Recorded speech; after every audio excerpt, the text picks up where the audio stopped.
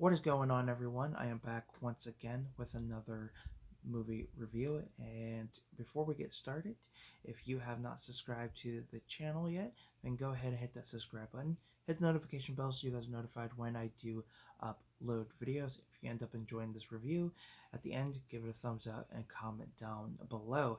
And if you are a fan of movie reviews, collection updates, unboxings, and things like that, then that is one reason to subscribe to the channel.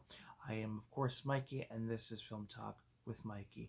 So today I'm going to be reviewing one of my favorite Marvel movies, one of my favorite Marvel characters, and this is a film that came out during the time where we didn't have the MCU.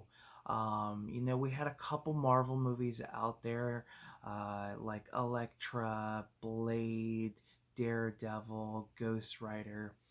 There were so many Marvel properties that were being made way before we would even get, our beloved MCU that we have today.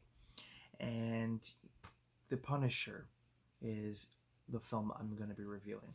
Um, so we've had at least three Punisher films, and then of course we have the Netflix series that was very short-lived.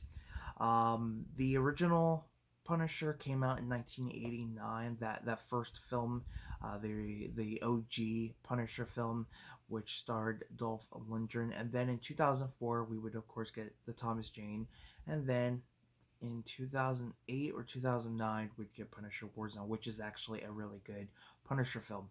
So, The Punisher, which was released in 2004, stars Thomas Jane as Frank Castle and John Travolta. I don't know why I am lost for words. John Travolta plays Howard Saint. Is it Howard Saint? I believe it's Howard Saint. It doesn't say on here, which is unfortunate. It also stars Ben Foster, Rebecca Romaine, Roy Schneider, uh, which I believe was maybe one of the last films he did. He's well known for Jaws and Sequest. Who else is in this? It doesn't really say. Kevin Nash is in it for just a brief scene or two.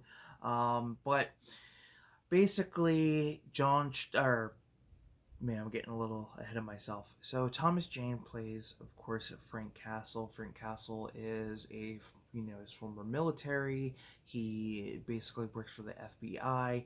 He's doing this undercover mission. You know, basically Howard Saint's son gets killed during this time, and he finds out that Frank Castle is the cause of it, and basically they go and kill Frank Castle's family, his wife, his kids, everybody at this reunion that they're having, and basically try to kill Frank as well. Frank, of course, his body is never found, and he's pretty much presumed dead. He heals up and finds his way back and decides to take the persona of the Punisher and to basically do everything he needs to take down Howard Saint. He stays in this like rundown apartment building that Rebecca remains in, and Ben Foster, and kind of helps them out. They're willing to help him out, which they do. And of course, Howard Saint starts to realize that, this guy is alive and wants to do everything he can to basically get rid of him. But Frank Castle ain't gonna put up with it and does everything he needs to do so he can finally take out Howard Saint. It's a great movie, I think, in my personal opinion, for a film that came out in 2004, which is almost about to hit 20 years next year, actually. Holy crap. Uh, wow. Um, yeah, for a film that's about 20 years old, just about there, it's a fun movie. It's like I said earlier at the beginning of the video, it's one of the earlier Marvel films way before the MCU would become a thing. And the thing I loved about that was we were getting a lot of more of the dark characters. And what I mean by dark are like the violent, bloody, gory, or even has just a dark history or origin story or past, like Ghost Rider and of course the Punisher, Blade. These characters have some type of dark background that eventually they become the heroes or anti-heroes that they are. um Now it's not over the top as you would expect, which is okay. I do like that it's a drama action film. It's not like your over the top type of action. Punisher Warzone kind of gets to that, over the top action. But I do like the casting. I think John Travolta is great as Howard Saint. Being the villain and just killing it. I mean, he's been a villain in other films and he does a great job, and I really enjoyed him as this. Thomas Jane, at the time, Thomas Jane had done things in his career. I really know him well for The Crow, City of Angels. But at this time, I don't think he was really familiar. People weren't really familiar with him until like his, I think his HBO or Showtime show that came out. But this really kind of put him up there. He's done, films that come out in theater. He's done stuff that has come to home video. So he's keeping busy. But he, at the time, I think, at this time when this was released, he was doing a lot of different things that were coming out in theaters and things like that. Um, I think he's great as Frank Castle. You can definitely feel, you know, you can feel how his character feels. Excuse me. He's not very talkative. You could tell the sadness in his voice, and I like that. It just made the character very unique. He wasn't just this, pissed off type of character. He was a broken character. I mean, and it shows, and I like that. Um, I do wish Dolph Lundgren would have had a cameo in this. I think they could have done that. It would have been really cool, but they didn't.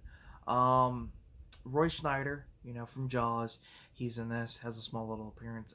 The scenes between him and Thomas Jane, I think, are great. I think the chemistry is really good. It's believable that they're father and son, which I really, really liked. And I believe this might have been one of the last films he did. Don't quote me on that, but I do believe so. And then there's a few other actors in here that are you know that are part of Howard Saints' group. You'll recognize the faces, but they've been in other things. Some character actors, things like that. But yeah, I mean, I think it's a great Punisher film for its time, and I think it still holds up. It's not like a film that you're gonna watch that came out 30 or 40 years ago or even 20 years ago and it just hasn't really aged well. This, I think, has aged well. You don't see a whole lot um, in the film of like cell phones or things like that. To an extent you do, but it's not enough to sit there very long and you point it out and you're like, oh, this movie has aged horribly.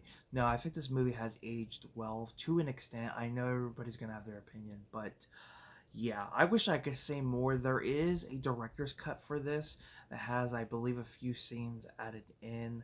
Um, but other than that, I mean, you can pick whatever release you want.